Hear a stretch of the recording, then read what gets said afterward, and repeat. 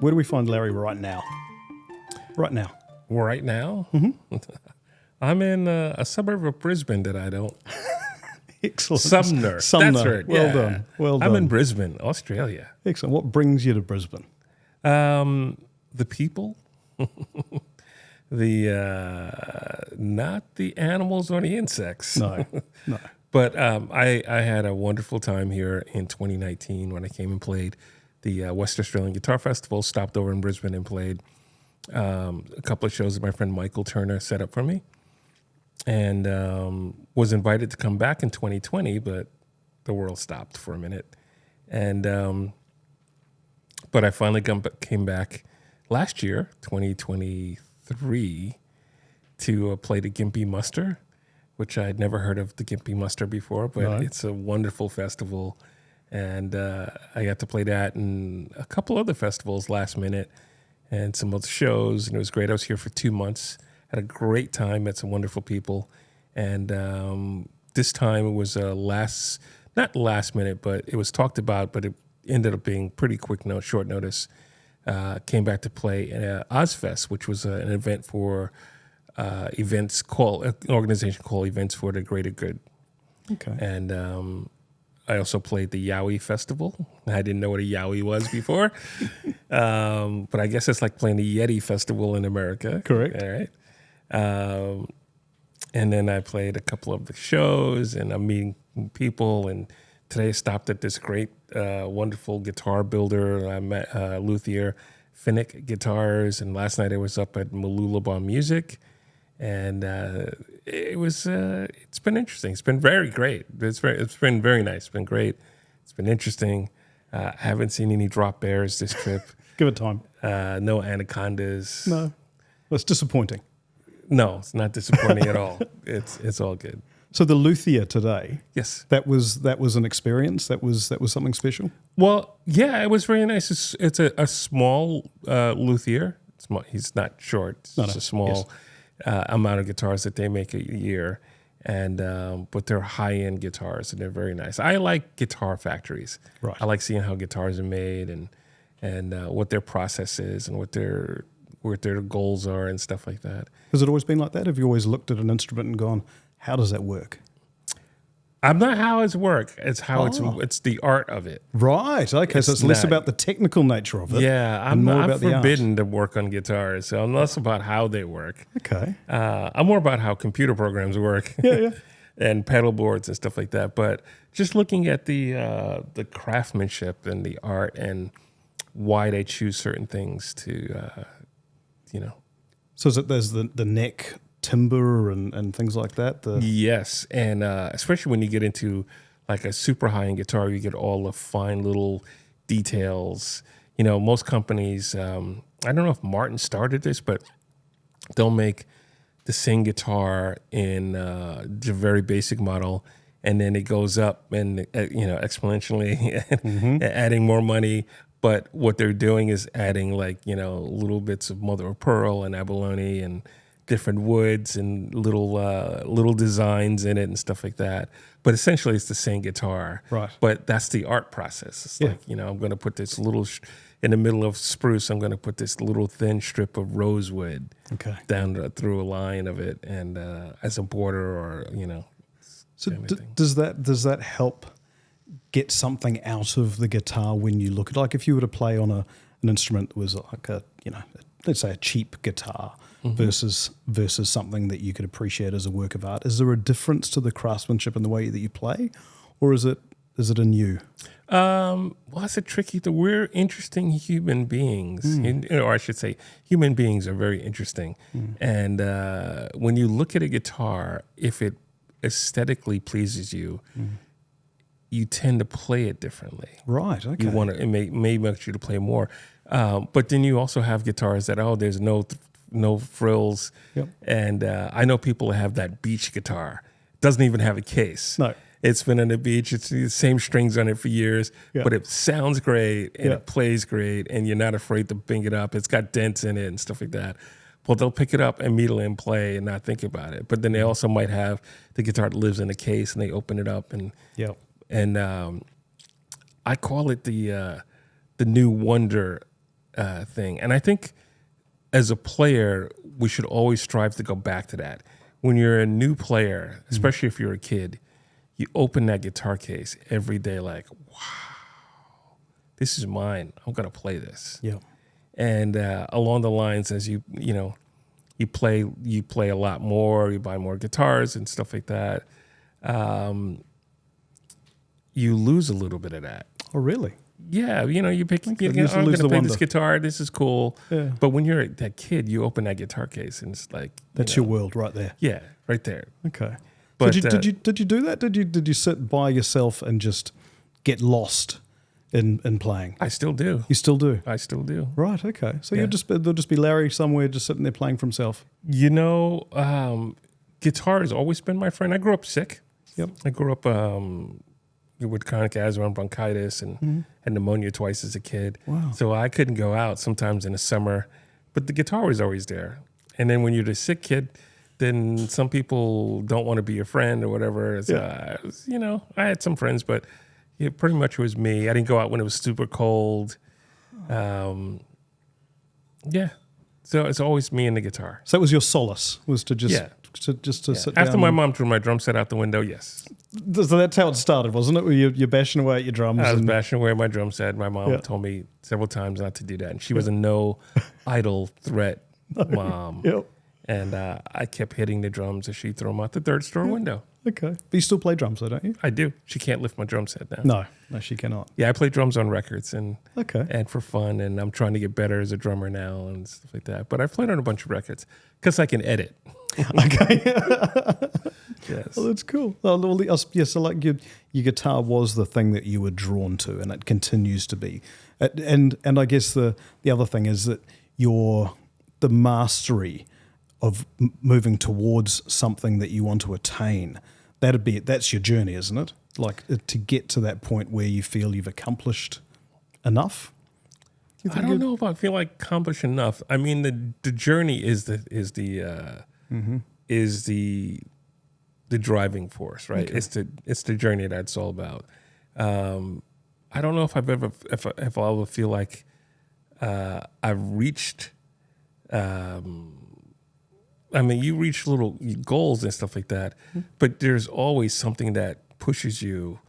I think if you get to the point where you think, oh, I've mastered it, and there's not more to be learned, then you should probably stop. Segovia had that phrase about practicing.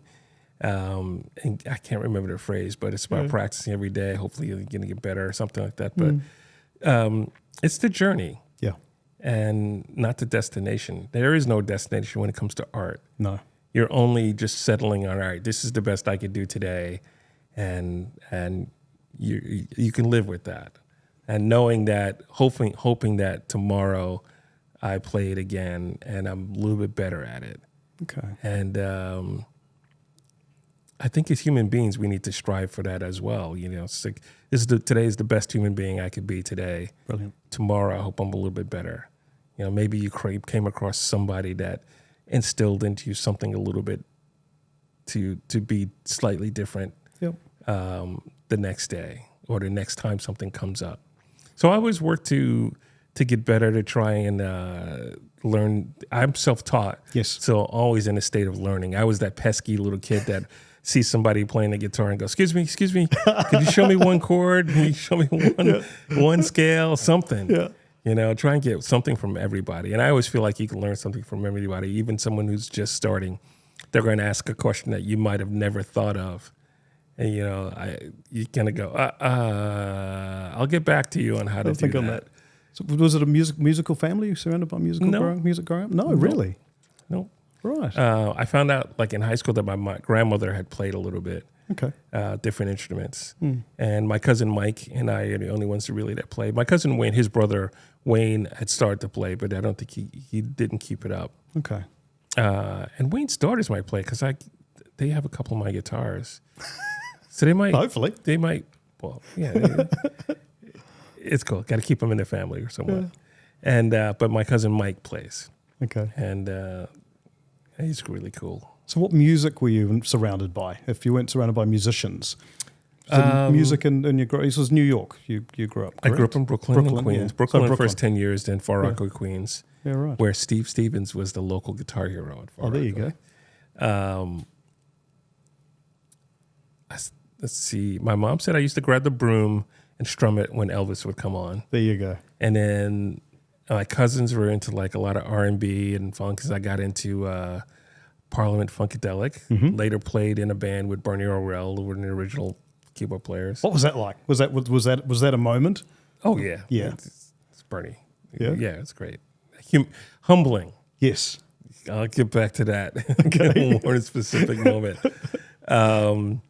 And I grew up on like the Ohio Players, and Prince was life-changing.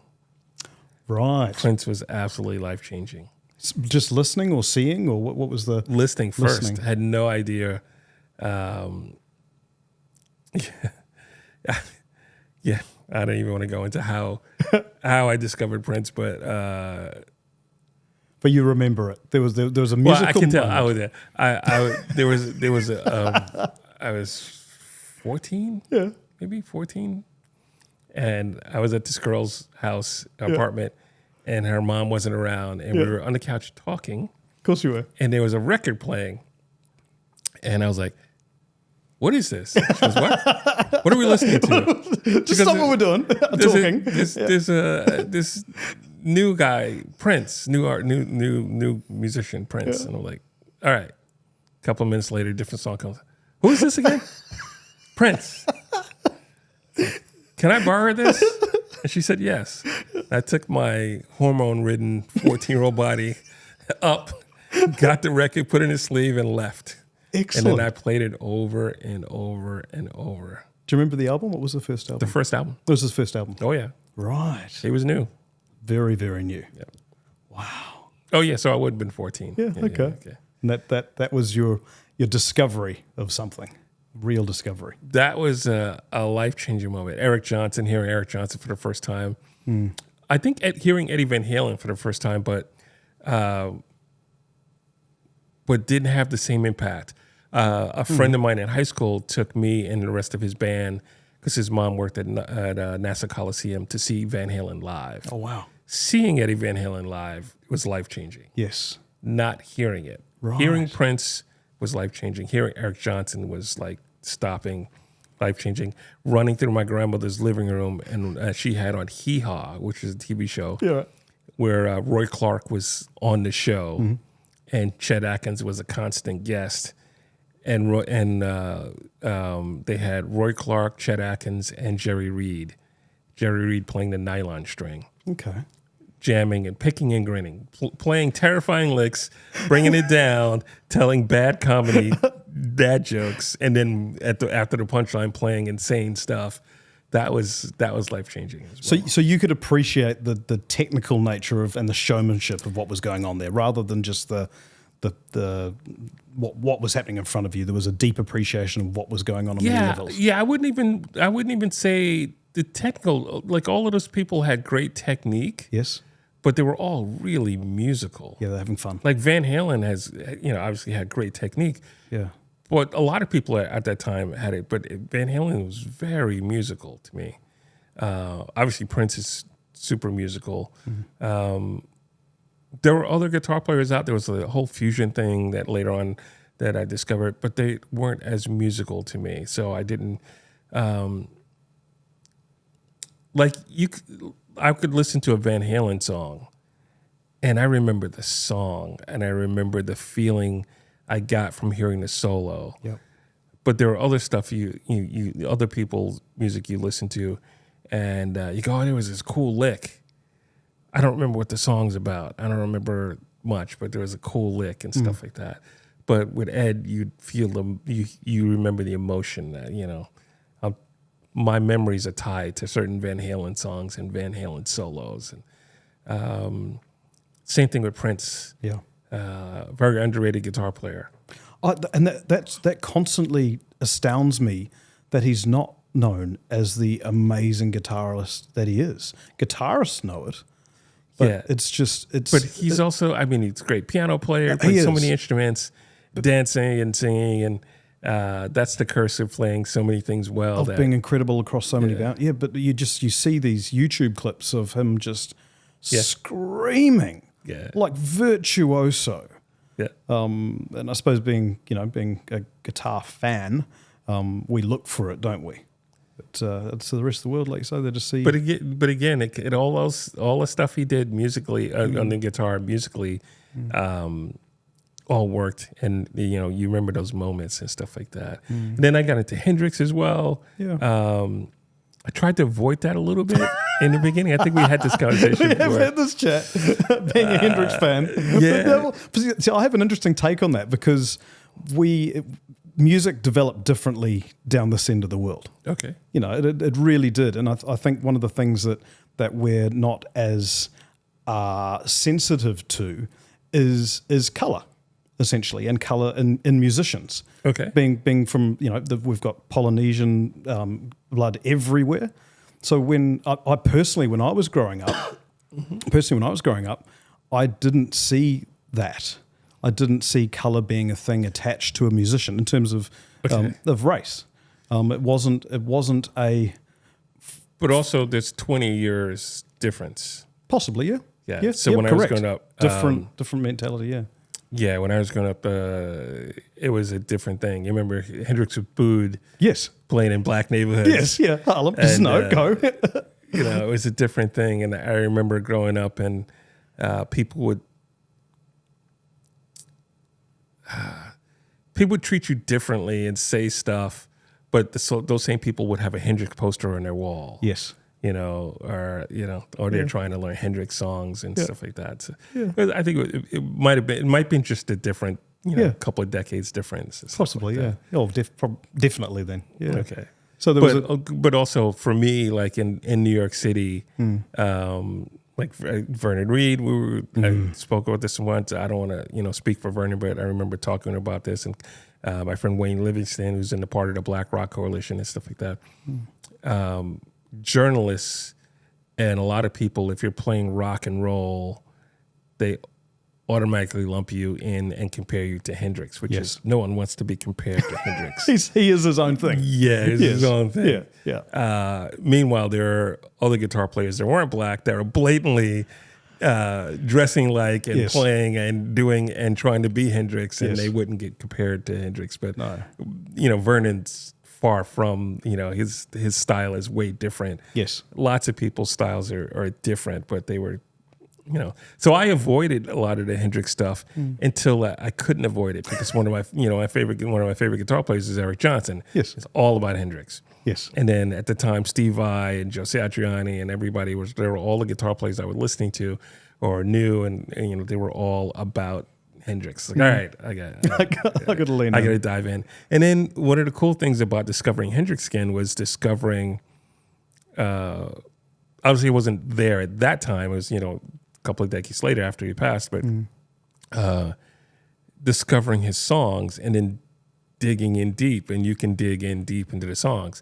And then learning about, and that discovery of learning about some of these guitar effects wouldn't have happened without Hendrix. Definitely not. And his experimentation and him driving, Roger Mayer, right? Roger Mayer to build certain effects and then using certain things in the studio and then trying to bring them to live. And that I found really fascinating. I have a love affair with effects and tones and textures.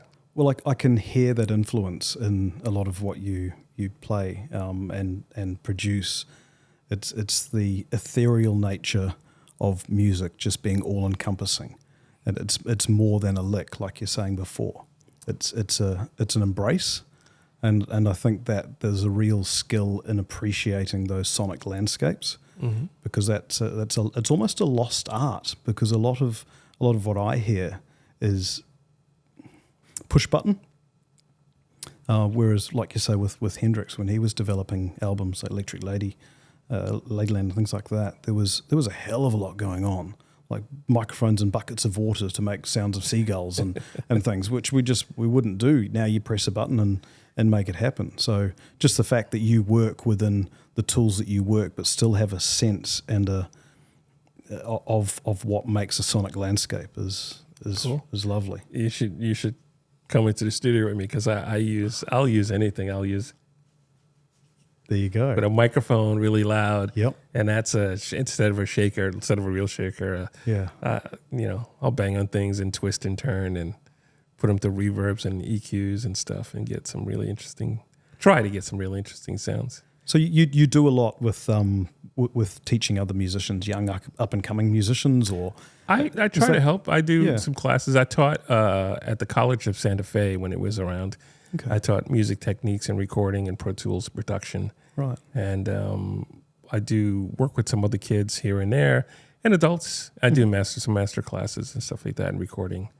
So just trying to impart the way I do things. There's no wrong way or right way. No. And mine is definitely I'm self-taught at everything that I do. Yes. And probably everything that I think I can do somewhat well, I'm self-taught at.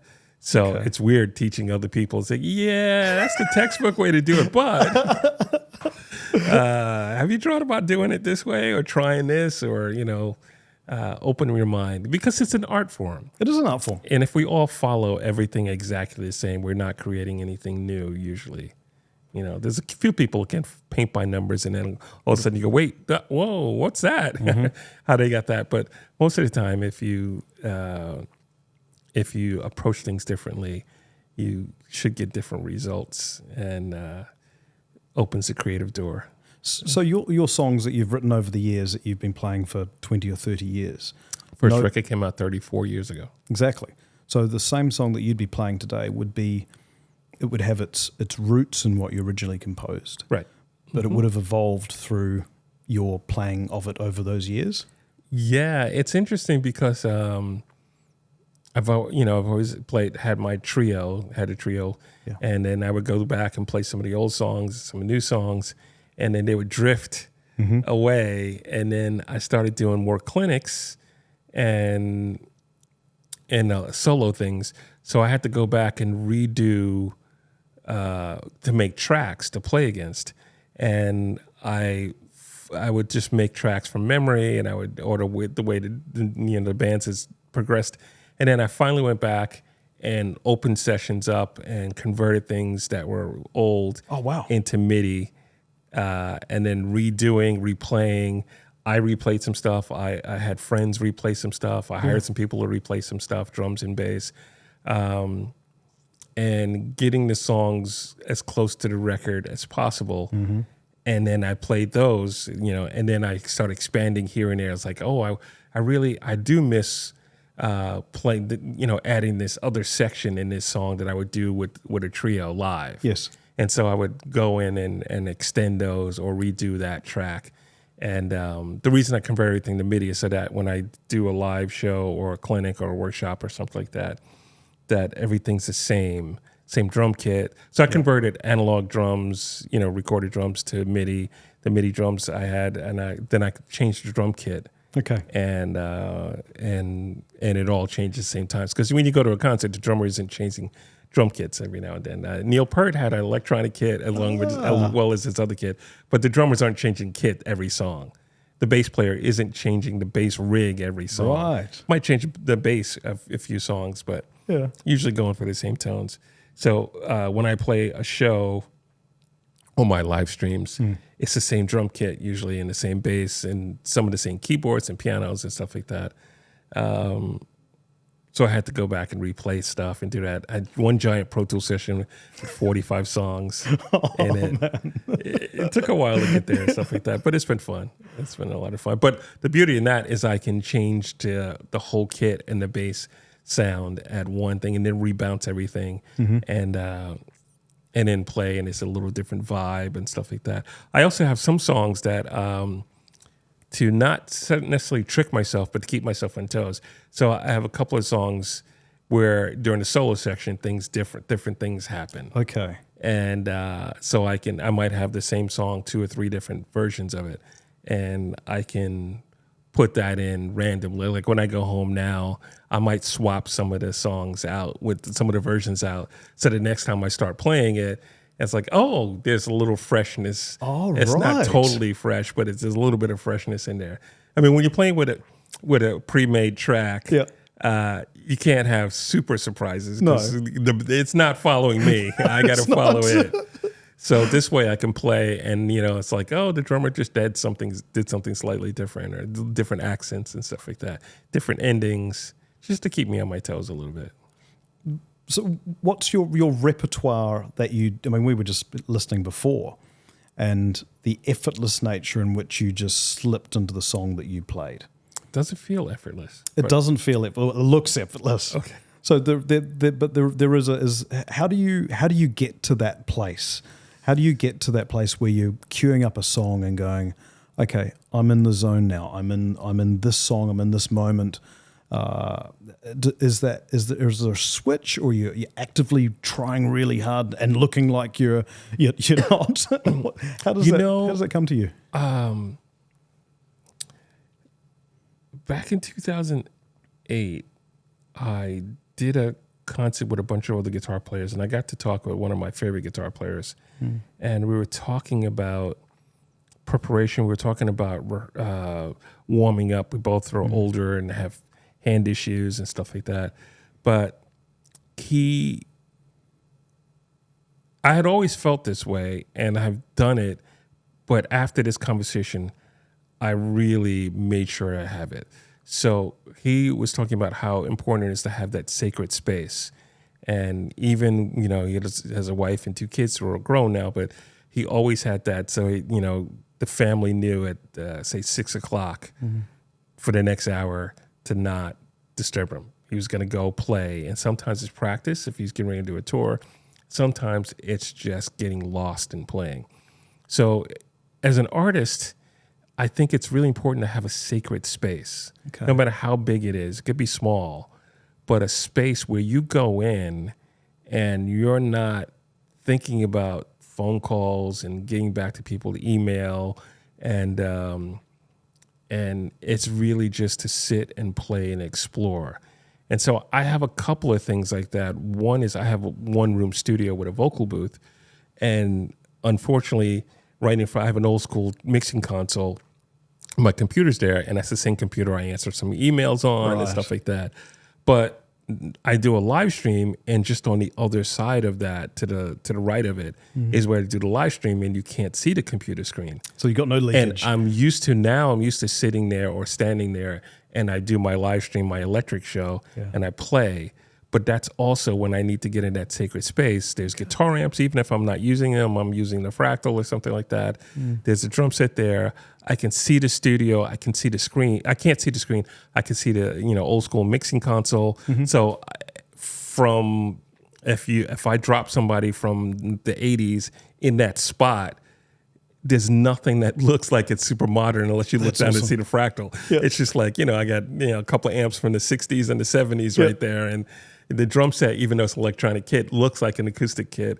And you got an old school board from the 80s. So it feels that that's my spot where I just can sit and drift and play. And my dog doesn't quite understand that no do not disturb, but it's all good. She's good. She's allowed. She's good. But. So the 80s, that's your moment of zen? The 80s? No, it's not necessarily the 80s at the moment of zen, but I mean, that's what it feels like. Yeah, you can't. You don't see much modern stuff happening in that spot. No. But the 80s were pretty cool. I mean, if you think about a time of music, you can identify songs by the drum sound, and the reverb, or the first 8 beats. And then also it's a time where you could get 10 people in a room and say music of the 80s, and one's thinking about Def Leppard, and the other one's thinking about Kasha Gugu, and Everybody Wants to Rule the World, Tears for Fears. And somebody's thinking about Michael Jackson. Someone's thinking about David Bowie. Someone's thinking about the Police and the Ramones. Yeah, absolutely. It's all it's and all the new wave stuff, and 9 Inch Nails. We were listening to Tears and all the rap stuff. Oh yeah, absolutely. So actually, I meant to ask that. So your musical sensibilities. We talk about funk and guitar and all the rest. Where else do you go when you're rap, for example? Growing up in Brooklyn, there would have been a certain amount of influence from that, in terms of beats and talking and all the rest. In the 70s, late 70s, there was the hip hop scene and the rap, which is very different than the hip hop and rap of today. Yes. But all those guys, I used to, in the mid 80s, I worked at a Shelter recording studios. We had Grandmaster Flash in there rehearsing. Oh, really? Those guys. I distinctly remember Run DMC, and I remember Eddie, I'm drawing a blank. Eddie. Oh, he's gonna kill me. He's a friend of mine too. But he's in the with Aerosmith and Run DMC and Walk This Way. Yeah. Oh, so Eddie, that was the whole Rick Rubin time when everything like that was happening. I guess so. Yeah. I wasn't into producers then, other than Nile Rodgers, but I got into Nile Rodgers as a guitar player. Yes. He was the guitar player. So Right. He was and the man later on, around I got town. to meet him and work with him, and it was awesome. Yeah. Yeah. So when did you start thinking I can do more than just play? I can produce. When did that happen for you? That was purely out of necessity. Oh, really? Yeah, I was not trying to be a producer. Oh. So I'd been signed to 5 labels and never do that again. 5 labels. Five different labels. It was not. How does that even happen? The music business is nasty. Right. It's just nasty. Okay. So after coming back from tour, things were different without the internet now. Like now Yes. I can go home and on the flight home, I can post on social media, hey, I'm going to be back home, and people know if they want to hire me to do something that I'll be around. Yep. I came off the Tracy Chapman tour, and for almost a year and a half, people would see me in town and go, hey, how's the tour going? It's like, the tour ended a while ago. Right. And, I ran into one guy and he was like, hey, man, so how long are you in town for? I said, I'm home. They go, oh, really? Because we just did this record and we hired this guy. It kind of sounds like you. We would have loved to have you. And I'm like, oh, thanks. I was home. So you really need to go call everybody, say I'm home. But then you also need to go hang out in clubs so people see you. And unless you have your old gigs back, the longer you're out, the harder it is to get those old gigs back. Then people don't see you. And I'm also I never drank and never hung out and partied. I had to have a purpose to go to clubs and stuff like that, either playing or seeing someone I know play. And when you come back after being on the road for a while, you're a little lost that way. And I know not motivated to go out to just hang out in clubs and stuff like that. So this guy I know who said he was a fan, worked at a music magazine, guitar magazine, left and started working for a big record company. Okay. And even though this would have been before the last it would have been before the last 2 labels. So I'd been on 3 labels by then, I think. He said, hey, I'm working at this label and I've been a fan of your stuff. Why don't you bring me some music? So I borrowed a 4-track with tape machine, started recording some demos. And I said, I only have demos. And so I, excuse me. Yeah. I went up to his office. I played him some stuff. He listened to a little bit of each. And then he said, you're about to be 30 now, and it might be time for you to think about doing something else. And I'm like, what? In my mind, I was like, what is he talking about? Why? Okay. And he goes, problem is you play too clean, and music right now. Remember, it was the mid '90s, Nirvana and grunge. He's like, that's not where music's at right now. And one thing that has helped me as a producer, which might not be the best, but has helped me as a producer. I'm not trying to make music for right now necessarily. No, I'm trying to make music that lasts a long time. I grew up on stuff that lasts. Yes, a lot of those records you could put back on now and it feels good. And I watched a lot of people chase the current trends. And one of the things you learned in New York City is that people chase trends. And if you get to a point where you can do something, by the time that happens, the trend has changed. It's gone. Yep. And then I literally watch people change their music to be a current style, get signed, and then by the time they get ready to do stuff, either they get ready to go in the studio or the record comes out or about to come out, that style would be gone. Their A&R person would get fired, and then they were out of luck, and then they're in limbo. Yeah, no more. Nobody wanted to touch them because they got signed and nothing happened. But anyway, so this guy depressed me so much that I was hanging out with my friend Sam, and I remember Sam was awesome. Sam was building a studio in his basement. He was going to move it to another country at one point, but he goes, "You need to make another record." And back then, you couldn't make, like, we can make a record on my phone right now, or iPad and stuff. You couldn't do that in the mid-90s. It's a little bit more effort.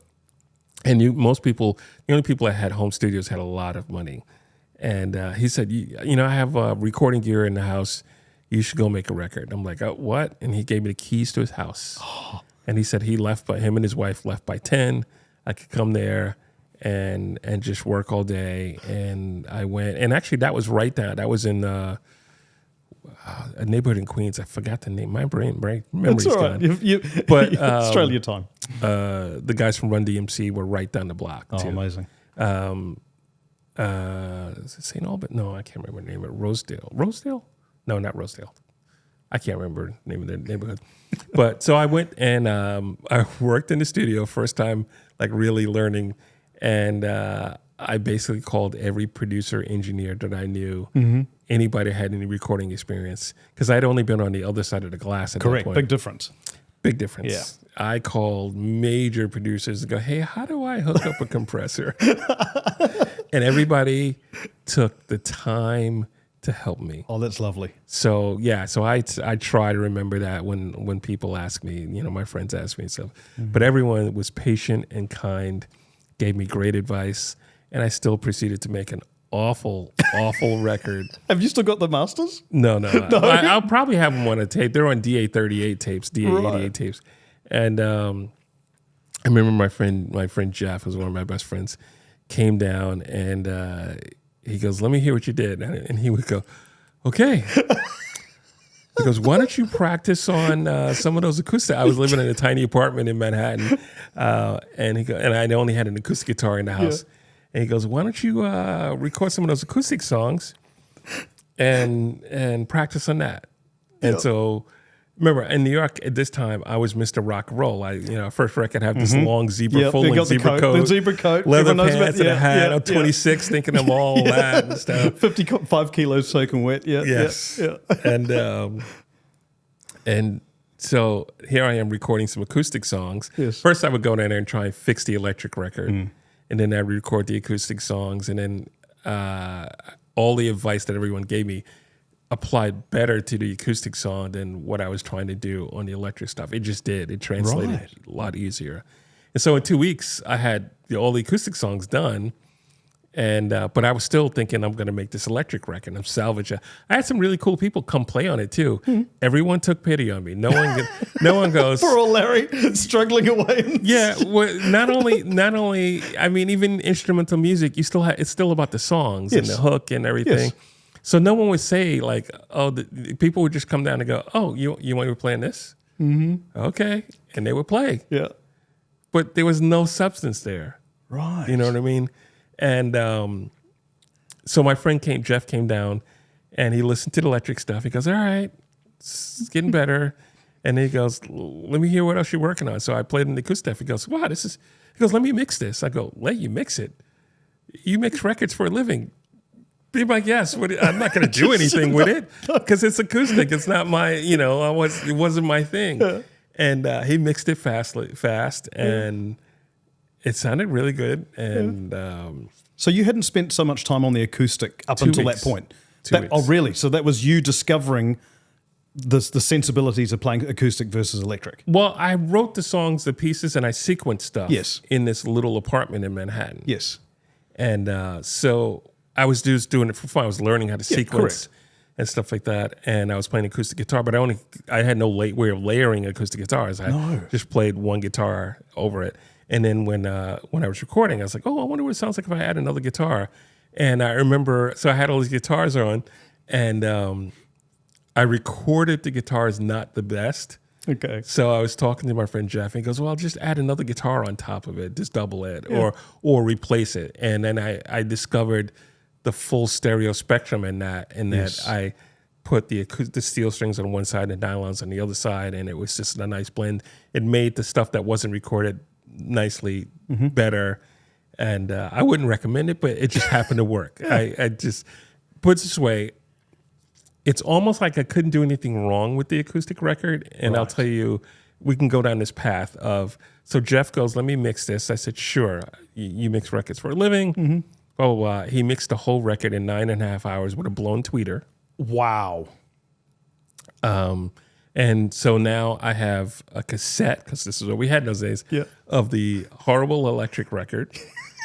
Is that the official title? And the Horrible Electric Record. And a really nice, nicely mixed, cool sounding, vibey acoustic record. Which is not Larry. It's not me. Not your rock star godness going on. He called me up and he said, hey, I'm at Master Disc, which is a major place for mastering. Yes. Very expensive place for mastering. He goes, hey, I'm here, and this guy Andy has listened to your acoustic record. I'm like, what record?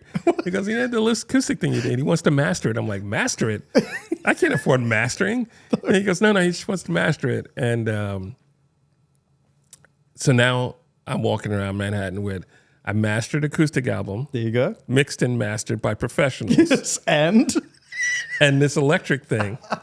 And I stop up at Guitar World magazine, and my friend Robert Dye is like, hey, well, you've been recording, right? I was like, yeah. He goes, can I hear some? I'm like, yeah, I got these acoustic songs. And he put it on the office. He goes, this is cool. Can I have a copy? Sure, you can have a copy. I can make another copy of the cassette.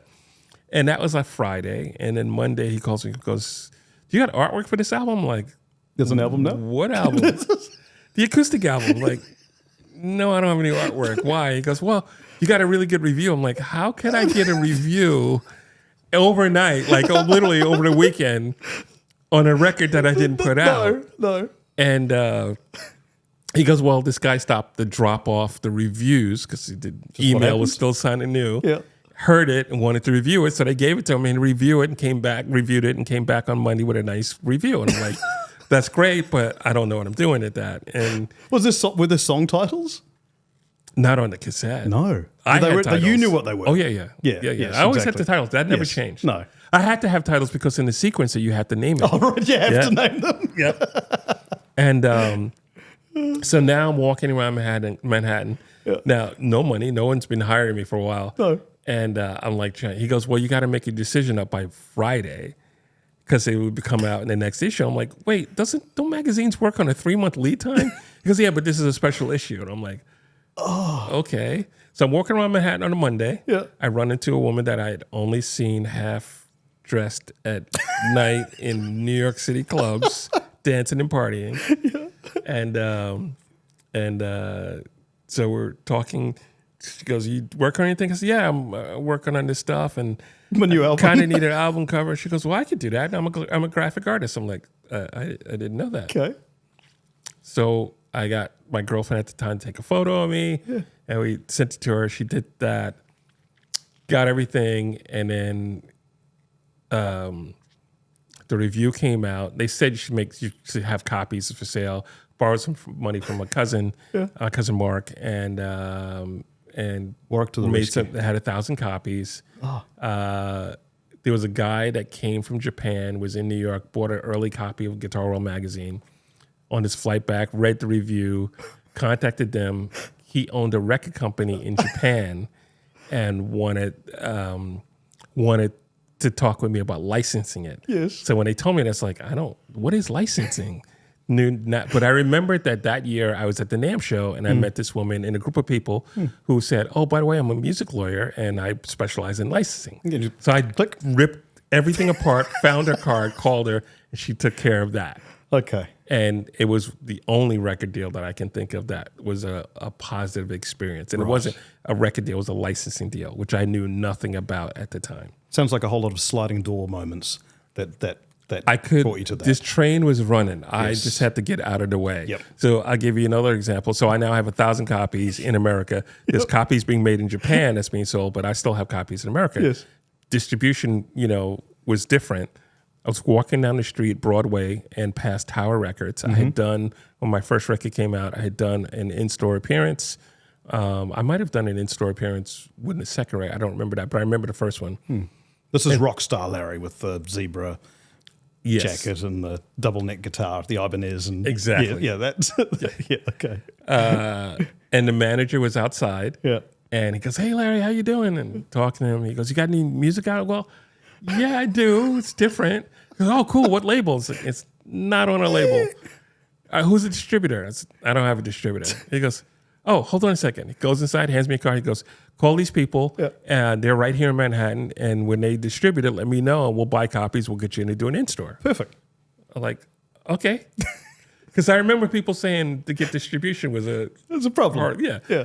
So I remember calling the guy and lukewarm response, and then I was going to mail it, but I was like, I'm not going to spend $5 to mail CDs. I'll just take it there. I dropped it off. Yeah. A couple of days later, I get a call from him, and he's like, "Hey, we'd like to buy," I think it was 300 copies of it. I'm like, "Wow, you like it that much?" He goes, "I haven't listened to it, but Tower Records and J&R Music World ordered a bunch." I'm like, "How did J&R Music World find out?" And so I had a distribution deal. Just like that. And again, in the music business, in the end, they were not nice. They were not nice. The music, we could go down a rabbit hole of the music business. That's a whole other show. But in order to get paid the last payment, I was on a panel on people. This is how less, not many people were doing it. I was on a panel at CMJ, College Music Journal, on independent artists. And the owner, president of the distribution company I was on was a few people seat down on the same panel. And I was trying to be nice and not say anything. And someone said, "How have you found distribution?" I said, "Funny you brought that up. I'm on a Bell's own distribution, and he's the owner. And they haven't paid me yet. But they want, but they want more copies. But I can't. They won't pay me until." That's your soapbox right there. Yeah, it's a whole nother world. I don't want to go down there.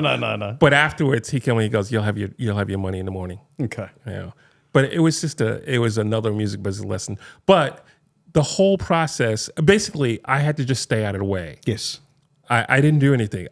Karma took its I had course written songs and- before, and then wasn't planning on doing anything with it.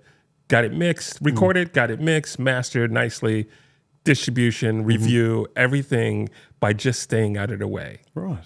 Not saying no, not being like, no, this isn't what I do. Yeah. It's like, you really want to do it? Okay. Yeah, let's make it happen. kept me in the music business. It most importantly taught me that I didn't need a label, that I could do things on my own. And it also, I wasn't driving then. I didn't start driving until I was 36. Really? Is that just a situational I lived thing, in New or- York City. So you just don't drive in New York City? No. Okay. But I was like, I could do this and sell CDs out of the trunk of my car. My friend's like, "You don't have a that car. guy in Times Square. You don't drive. You don't have a car." No, okay. I need a distribution. Yeah, okay. But it gave me the confidence that I could do it. So when I got some money, I bought recording gear, Yes. and I said, I'm going to make my own records. Yep. And then other artists, I moved to San Diego. Other artists found that I had gear and asked me to help them with their projects. So I helped a couple of artists, and then later on they came back. Yeah. They said, "We like what you're doing more than what they were doing in other studios and stuff like that." And so trying to redo that electric record was delayed because I was working on other people. It opened up a whole other career path for me, which is producing. So your sentiment and musicality, you produce a lot of world music. But I didn't get to world music until I moved to Santa Fe, New Mexico. Okay. Yeah, So so that was producing singer-songwriters and rock and pop stuff. so that's how your path to the Grammy came about, was moving to Santa Fe and I moved back to Brooklyn to work for these pop producers, and again, that was the music business. It still is just it's not the nicest world. So after a year of that, I did. But the two things that I loved from that, I had the boy band and the girl band that I was coaching. Yep. And they were young. They were 12 to 18, and and some of them have gone on to do some good things. Thundercat came out. Thundercat was one of those. Yeah, he's on his second double Grammy award winning. Yeah, okay. Yeah, he was 12. So I got disheartened by that, and I wasn't sure what I was going to do. My grandmother had just passed away. I had gone down to Alabama for the funeral, and then came back and said, maybe I'll move to Alabama for a little while and recenter myself. Okay. And I got a call from this artist I had produced in San Diego, Eileen Meyer, and she wanted to do a second record. Right. And she was living in Santa Fe. So I said, I will come to Santa Fe and do the record, and then I'll sort out what I want to do after that. And I was actually supposed to fly to Santa Fe on September 11th. Oh, wow. Really? Yeah. Not on eating those planes. Okay, this is not woke up that morning at my friend Phil and his wife Laura's house, and the world changed that morning. And but when I finally got to Santa Fe a couple of weeks later, I was still I didn't know how shocked I was, but I was still in shock. And so I was living in Eileen's living room where we were going to record, and her roommate had separate rooms and stuff like that. But I got to meet people in Santa Fe, and it was just a welcoming experience in this big sky, and started working on the record. And it's a whole process there, but I ended up staying in Santa Fe for a while. I met a woman there. I got married. Was there. I was in Santa Fe for 10 years, and I met a lot of different type of artists, and introduced to my life is also leading in a sense that, so right before when I decided I was going to go to Santa Fe to produce this record, a friend of mine, Alex, who's always gigging and doing wonderful things, called me up and said, hey, there's this gig with this artist EK, and it's in Minneapolis, and her band left. Right. So I literally learned EK songs, like, part one rehearsal in and on the phone. Yeah. On the plane. And on the plane, I go, EK, what's this gig we're doing? She goes, it's a powwow. I'm like, what do you mean a powwow? She goes, yeah, it's a Native American powwow. It's going to be 10,000 natives there. I'm like, so I grew up on the East Coast where natives were taught in the past tense. Right. And it was a powwow. Like, full-on teepees, bonfires. Whoa. It was a powwow. And it was amazing. Yeah. And I had some cool moments there, interacting with some natives and the whole bit. Yes. Come back to Brooklyn. Everything's fine. That was a great experience. Still going to Santa Fe. 9/11 happens. I finally get to Santa Fe. Yeah. And it's a great experience. I go back to Brooklyn for a little bit, and then I have to come back to Santa Fe. And before I got married, I was engaged to my wife at the time. Yeah. And got invited to, we were holding a fundraiser for somebody for something, and I was antisocial at that moment because it's a whole, I was in a different world. Okay. It's a different. I can't imagine Larry being antisocial, but that's it was a different world. I'll tell you after the camera's out why it was a different world. But so I'm hiding in the corner playing guitar, and someone said, "Hey, we're doing this public fundraiser. Would you play it?" I'm like, "Sure." So I didn't know anybody in Santa Fe musician wise, so I imported some chocolate. Our friend Tony James, who was in Maggie's Dream, and he's on Out of the Box, the TV show. Yeah. Oh, that's your friend. Yes. And Mark White, the bass player from the Spin Doctors. So just brought them along. It's imported some more color into Santa Fe for a second. And we had this show, but we were opening, and the headliner was this Native American artist named Robert Mirabal, who was actually big. He's a pretty big Native American artist. Yes. And he dug what we were doing, and for the encore, we played with him in the encore. Right. And a few weeks later, his manager called and said, Robert's guitar player quit. Would you consider filling in for a little while? I'm like, sure. I had a good time. And that turned into 15 years with Robert. Wow. And then Robert's label years later, they had seen that I was doing some producing, and they come by the house once, and so I had a little small studio, and so they asked me to produce this artist who used to sing with Robert, Shelley Morning Song, and it was a pretty cool key record in Native American meets folk pop kind of thing, and then. After a concert once, they said they wanted Robert to go back and do like a Native American world music flute record. And then they go, yeah, and Larry's going to produce it. I'm like, what? Did Larry do what now? I don't, what is a flute record? What's a world music record? What's that? And so we agreed to do a series of 3 records. And the first record came out. And I remember them talking on their phone. They go, yeah, it did good, but it didn't get nominated for a Grammy. I'm like, of course it would. Why would it get nominated for Grammy? Not even in my wasn't on your radar. thought process. No. And then the second one came out. I go, yeah, this was going to get nominated. I'm like, for a Grammy, really? And it did. And then we were like, we're not going to win. No.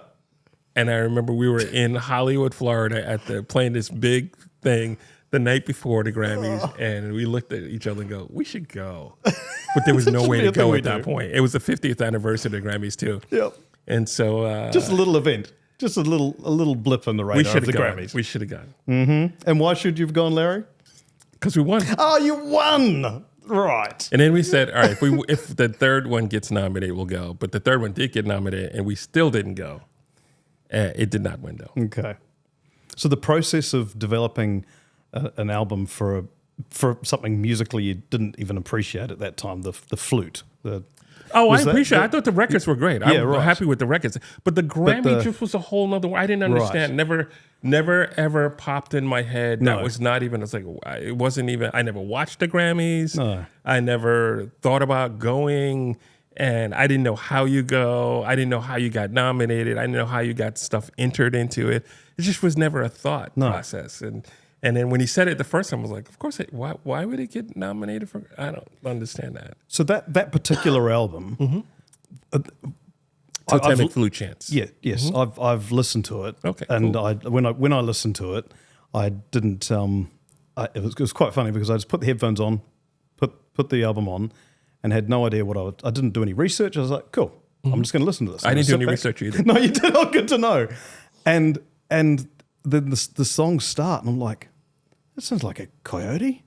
There was the sense of the music just absolutely shone through. Cool. Like it was, and because I went in cold, I think I had no expectation as to what I was going to listen to, and it was transcendental. Is that the word? Okay. Yeah, because it just felt natural. But if for the Grammy to win a Grammy, how do they score it? How does it work?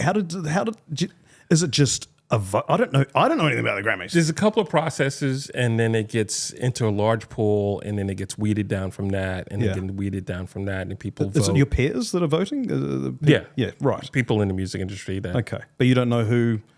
It's everyone who's a voting Grammy member. Right. Okay. I'm still not sure on how you become a voting Grammy member. But, okay. But you're not on a Grammy panel? No, right now. I haven't been a Grammy member in a while. Okay. But everyone's asking me to come back, so I'll come back. Yeah, good man. Well done. Mm-hmm. Yeah, it's because we hear, when we see you build as Grammy Award winning and all the rest, but I think it's almost got that ethereal nature of Grammy versus...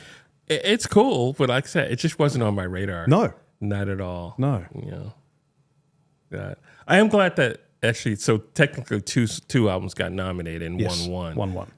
It's not like one was totally a fluke out of the... No. That's cool.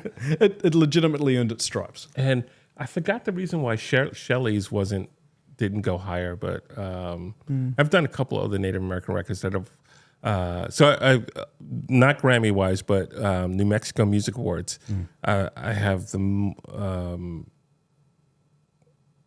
I have a lot of music awards from that in producing and engineering. Yes. I'm not sure if I'm still the largest single holder, but at one point, for a long time, I was the person that won the most, person that won the most. And the reason I'm telling you that is because more than half of them were world music and Native American stuff like that. So I don't feel like, oh, that was a fluke that I did it. No. I had my pride, and I didn't do things the conventional way. Like I didn't listen to any other Native American world musics. I still come from a pop music perspective, and everything I do, whether it's my instrumental stuff, and I think as a producer, if you take 10 songs in 10 different genres and strip the genre away, there's more in common than there's not. Correct. So there's ways to produce, and then you know, it's just it's like taking 10 cars that are different. Yeah. But then you take away the outside shell, and they got 4 wheels and a steering wheel, and they got seats, and you know. Well, that's what you talk about in your masterclasses, isn't it? It's about breaking it down to find those elements that work and appeal. Because I mean, every human being on the planet has listened to hundreds of thousands of songs throughout the course of their life. Yeah. Or this week. Well, exactly right. And so we know what resonates. Sure. Within ourselves. But I think your discussion before about saying that you also want to be on a journey of complete discovery. So the path that you've taken to get to, you know, mastering your cassette tape with your acoustic, you know, you learn through experimentation. You learn through your mistakes. You learn through your successes, and you learn through your mistakes that you think are mistakes that are actually successes, and your successes that are actually mistakes. Yeah, correct. So. Learn by experimentation. Now, I did mention before when we were talking the title of your songs. Now, as an instrumental gentleman, the song titles, do they appear in your brain before the song itself, or is the song there inspired by a moment in time? How does that journey work for you? There's no set way. Really, it just happens the way it happens. Sometimes there's a title. Yeah. Like right now, I have several titles and no songs, but I have pieces of music. Like I usually play. I'll play, and if something cool stands out, I'll record it on my phone. Okay. And then when I'm ready to make a record, I'll listen back, and I'm like, oh, I have 50 ideas, and you go, oh, that's actually 20 ideas. Yeah. You know, but there are certain phrases that stand out and live in my head. Okay. And those turn into songs. It's like, how do I interpret that phrase? Like chinwag. Chinwag. That's not one of them. That's not one of them. There's not going to be a song called Chinwag from the discussion earlier? No? Oh, okay. Disappointing. That may live in my head for a while. So you never know. And then sometimes outside stimulation, like new places. Okay. Will, you know, and I had to learn to... I'll go someplace and there's a lot of outside stimulation. There's lots of cool stuff going on, and I'll try and write at that moment. Sometimes it works, but a lot of times it's not. It doesn't work. So I have to just realize that, you know, I have to record ideas and keep that feeling attached to a place, the memory of that feeling, the memory of that place, the memory of that feeling, the memory of this, whatever the stimulation is, right? And then I can bring that, call it back, because music is tied. Memories are tied to music. Absolutely, yes. So 100%. You hear music, a song, and it brings you right back to same that with place. taste and smells and music especially, yeah. And then there are other pieces like that fight to get out, like they're almost come out like taking dictation. Right. Political Rain came out that way. It just all one thing. It was supposed to be a vocal tune. And I was like, but I don't hear the lyrics, but I hear this. And the whole thing came out that way. It just flowed out. Love's Last Cry, which I played earlier today, but I don't know if you got that. But I was at my friend Tony's house in Nashville, and I was about to head home, start driving home, and then we got a snowstorm. And I remember wanting to get home so I can work on this song. Yeah. And I just pulled out the guitar and started doing it. And I kept doing the melody first, which is rare for me to do the melody first and not the chords. Okay. A lot of times I'll have chords that come out and then I'll get the melody. And I remember Tony yelling at him, "That's cool. What is that?" And I'm like, it's something I'm working on. And that whole song, not recorded, but every step of it was spilled out. Right there, and then I had to wait 3 or 4 days before I get home to record it. I don't know why we weren't set up. Tony's now set up, and he's got a studio, but I didn't have my recording gear there. So you needed to keep that the everything within you Were you scared it was going to slip away? It goes. I have a concept that so art, in a sense, comes from someplace else. Yes. A lot of art comes from someplace. Yeah. So I grew up in apartment buildings in New York, and a lot of artists will joke about that 3 a.m. wake up. Right. You wake up 3 a.m., you have an idea, and you either write it down or you go, I'll do it in the morning. You wake up in the morning, it is gone. Yeah. So, and when you live in an apartment building, you wake up and you go, all right, this is great there. This is cool. You see the whole thing in its complete finish. But you go, I'm going to do that in the morning. You get up in the morning and go, what was that? Oh, I can't remember. You get your coffee, you get in the elevator, and your neighbor's there going, check this painting out. I woke up at like 3:05. And it just came to me, and I haven't been asleep. I stayed up and painted. You go, that's my song. That's my song. You stole my song. Yeah. It just came drifted down. between the levels, yeah. And I have friends that are artists in different genres, like Joy Harjo is an artist that I produce, and a friend of mine, and she is a United States Poet Laureate. Wow. And she's got poetry books and stuff like that. She plays saxophone, little guitar, some keyboards and stuff like that. And she draws and paints. I think she still paints. I think she paints. So she gets ideas and she'll start in something and go, oh, that's not a poem. That's a song. Right. Or a music piece. Yeah. So part of me thinks that you get that download, so to say. Yes. And it comes out in whatever you're the most proficient at. Okay. Just like people who play different instruments. Like I write on guitar, bass, drums, really bad at writing on keyboards because I'm really bad at keyboard player. Okay. But I've played keyboards on a lot of stuff because I can edit. Yes. But when I get ideas, it's going to come out. I'm going to flesh it out on guitar or bass first because I'm most proficient at that. And a lot of times I'll hear drum grooves that I go, oh, this is the groove. And I go, yeah, I can't play that. No. I can't play that. I got to work. Let me work on the bass and the guitar, and then I'll see if I can play that. Let me program it, and then I can try and play it afterwards. So you're layering, you're laddering. Oh, yeah. I layer. Yeah. Okay. So I'll record the general idea, and I'll start replacing things in here. There's no set method. No. For me. So I write on all different instruments and stuff like that. I was asked by Holly, a 10-year-old, why your songs have no lyrics. She said to specifically ask you that. Yep. So where are the lyrics living? I have lyrics. Nobody wants to hear them. Some are illegal. And some don't have lyrics. Yeah. They just exist. They are what they are. They are what they are. I never intended to do an instrumental. I always wanted a singer. Right. I love lyrics. I love vocals. Yes. Yeah. But at the time, we went through a bunch of singers in New York City, and nobody worked out. For various reasons, nobody worked out. And I wanted to get out and play. Yeah. So in 89, when I was doing everything, Steve Vai was out, Eric Johnson was out, Satriani was out. I was a fan of Al Di Meola, Earl Klug, a contemporary guitar player. So I was like, I'll just do an instrumental. I want to go out there and do it. We'll get a singer later on. Okay. And when we got the record deal, I wanted to have singers on the record. And I was told by the record company, you can't do that. You can't have multiple singers on a record. Didn't Carlos Santana do that a few years later? Yeah, he ended very well out of it. Singers. Yeah.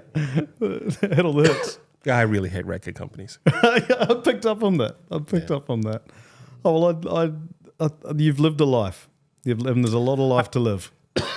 I don't have any complaints. It's been wild. It's been really nice. I get to travel the world. Yep. And a lot of people save up to go on vacation, and I go and I try and do shows and entertain people and make a living. Sorry.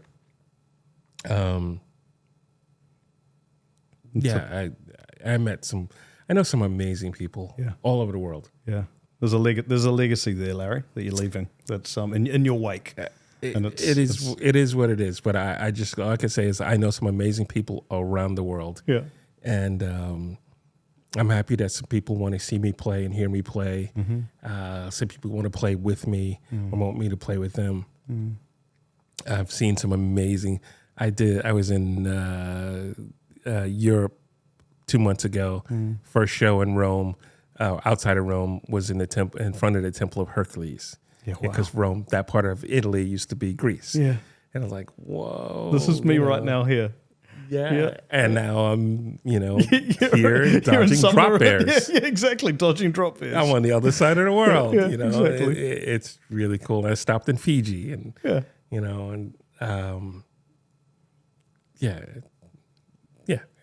good. really cool. It's very, very cool. Thank you. Sure. Thank you for the chat. Thank you. So, Holly, I don't have an answer for you. I just, some have lyrics, some don't. But the beauty is that you can make up your own lyrics. You absolutely can. And help create your own soundtrack. Soundtrack to life. Well done. Thanks, Larry. Sure. Thank you.